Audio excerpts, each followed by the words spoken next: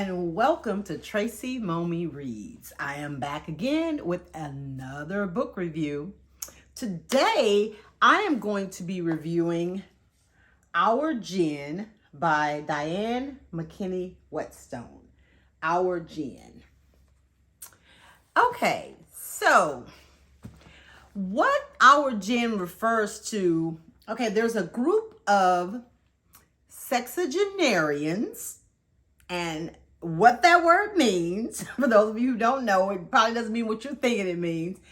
Sexagenarian refers to people who are in their 60s. So if you're in the 60th decade of life, you're considered to be a sexagenarian.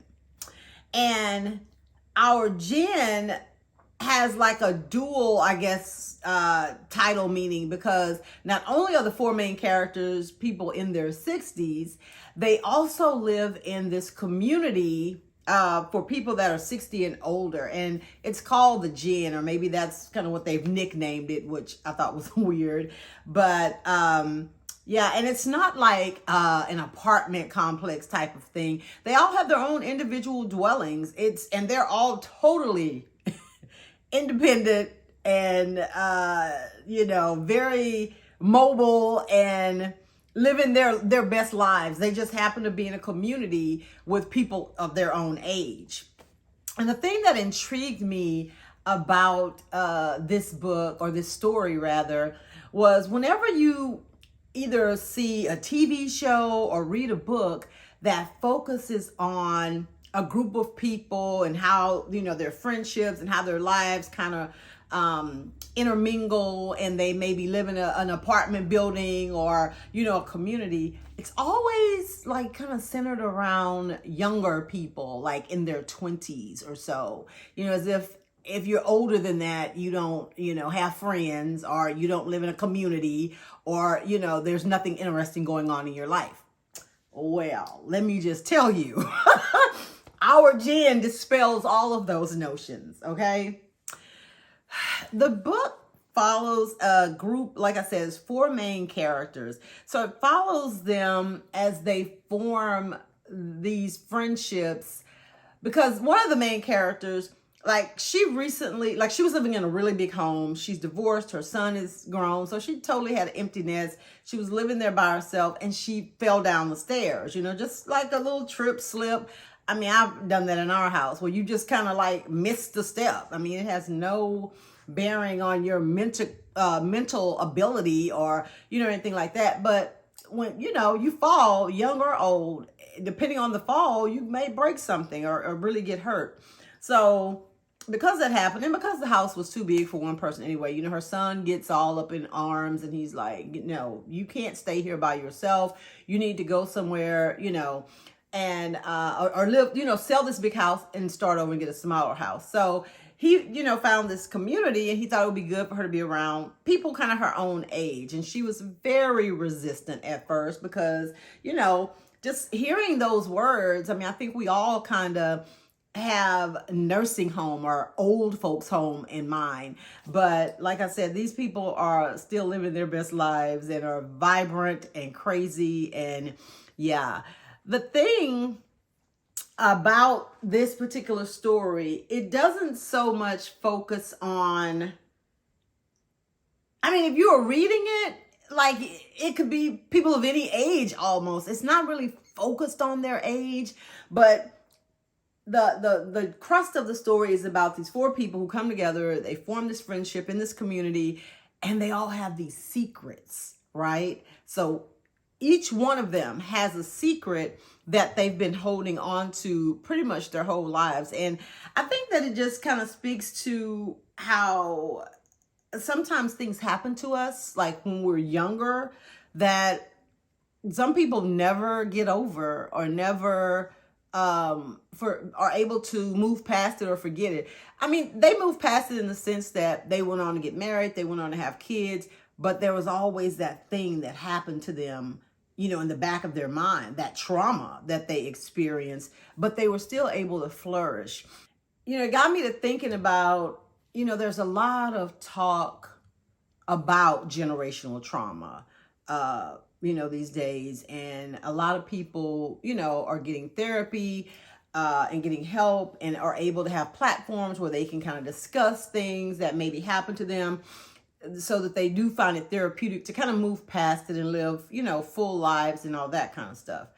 One thing that people may not realize that are of a certain age, like younger than maybe 40 perhaps, or younger than 50, is that when a lot of these things were happening to people, and I know this is just a fictional story, but some of the things that a few of the characters experience, stuff that happens in, real life. Like I said, I think fiction always kind of mirrors, real life. But back then, like, there was no platform, there was no therapy, there was no help. You had to deal with your shit, and a lot of times people did not have the right tools to deal with it.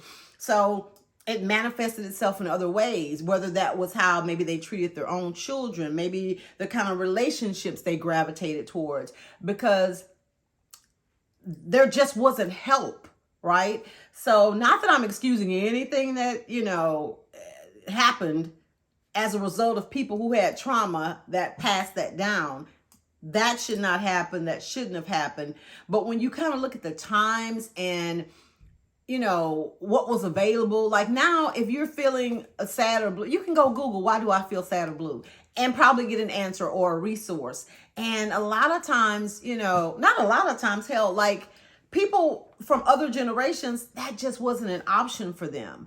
And so they made a lot of mistakes, but they were operating from a place of, this is all I know how to do. It was always survival mode. So I think sometimes that's kind of forgotten. It's like some people make it appear that, older generations just did a bunch of stuff on purpose. They intentionally screwed up their kids. They intentionally screwed up relationships.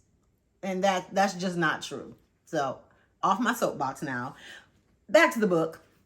So, like I said, our gen focuses on not only like the things that happen in some of these characters' past, but, like they all get together like once a week at one of they have little cottage houses. They get together once a week at somebody's cottage, and they just like talk and laugh, play games, drink, smoke a little weed, and they just do their thing. They're just living their lives. A couple of them are retired. I think 2 of them still work, but there's 3 women and 1 man. And not only does it does focus on some of the challenges of aging, but like I said, it's not like oh, woe is me, I'm a 60-year-old.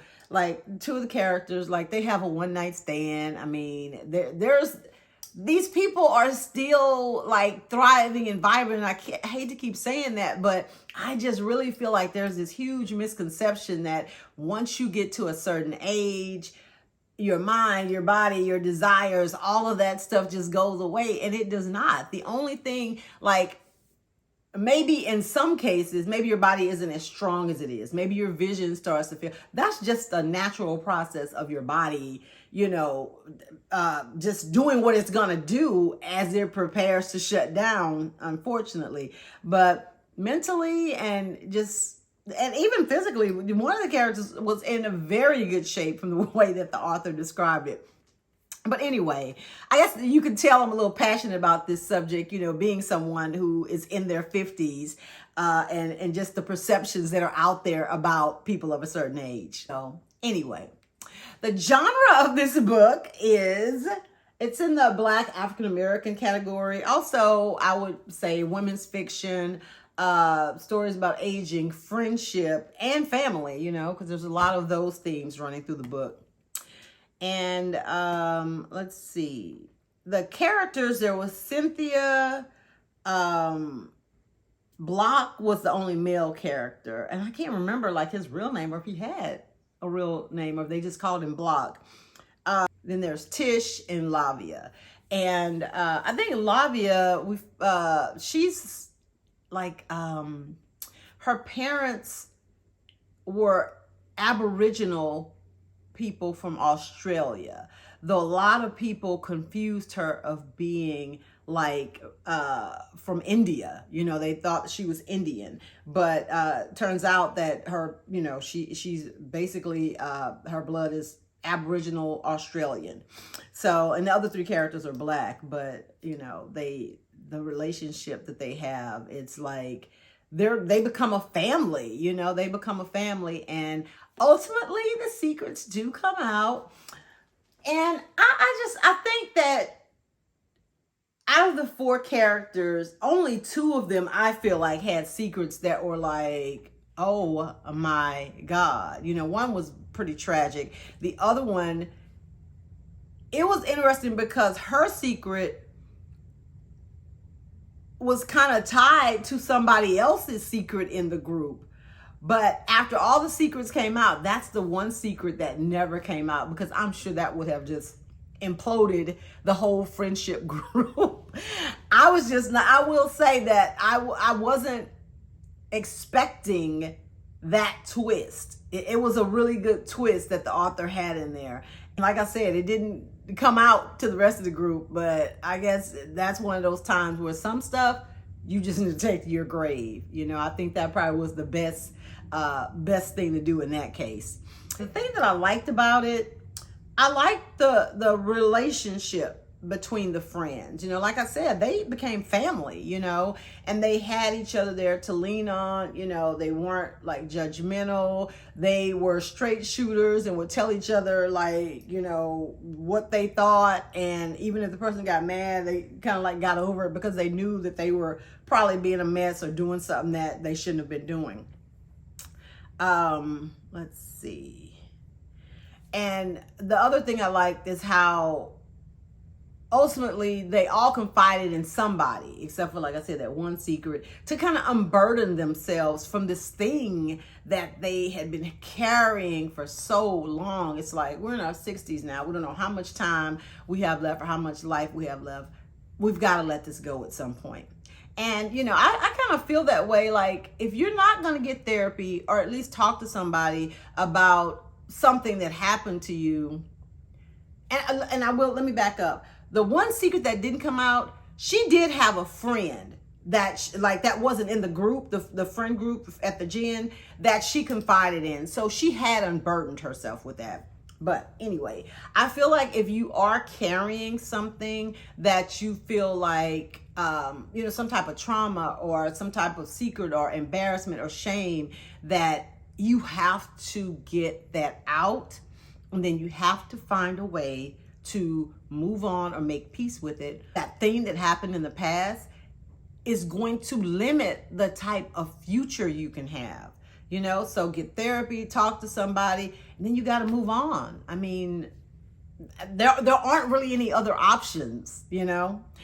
The thing that I didn't like, it started off really slow. I wasn't sure where it was going. I was like, okay, there's nothing exciting about this. And then once I got into it, like maybe a few chapters in, I was like, okay, this isn't your regular, you know, story about people that are older or in their 60s, you know? Because I was thinking that like the gin was going to be like some type of nursing home or elder care place. And, you know, sometimes stories like that, it's like, the narrative is that your best life is over. Now you're here and these people got to take care of you. But again, nothing like that.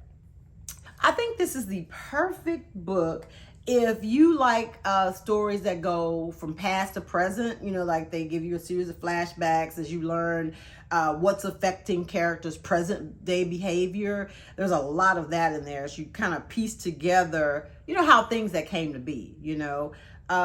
If you like fiction books that have a lot of character growth and, you know, resolutions, you know, you find out these things and sometimes stuff is just left hanging. And then if you also like books that kind of have like a 6 degree of separation, like I said, you know, one of the ladies, things that she was holding affected somebody else, and it was like, freaky coincidence that you end up being this person's friend, you know, when you're in your 60s or some 40 odd years later. So if you like stories like that with kind of like a twist that come full circle, then I think that you would really, really like The Gin, or Yeah, Our Gin. I keep saying The Gin because that was the name of the place in the book. And on the 5-star rating scale, I actually only give it like maybe like a 3.75. It was really close to 4, but like I said, it just like, I feel like it needed something more captivating in the beginning, like the first chapter or two, to really pull you in. Because if somebody is like, let's say they're just in the bookstore kind of skimming through that first chapter trying to see if it's something they want to purchase, I don't know that they would. You know, I happened to get the book, I rented it from the library, so it was no loss to me if it didn't end up being good. But it did. It ended up being good. It ended up being really good. So that's all I have today on Our Gin. Thank you so much for watching. Make sure you like this video and subscribe to my channel. You know, I got big dreams, big goals. We got to get to 1,000 subscribers. Help me do that. Go ahead and hit that subscribe button and that post notification bell. Thanks again, guys. Have a great weekend. Bye.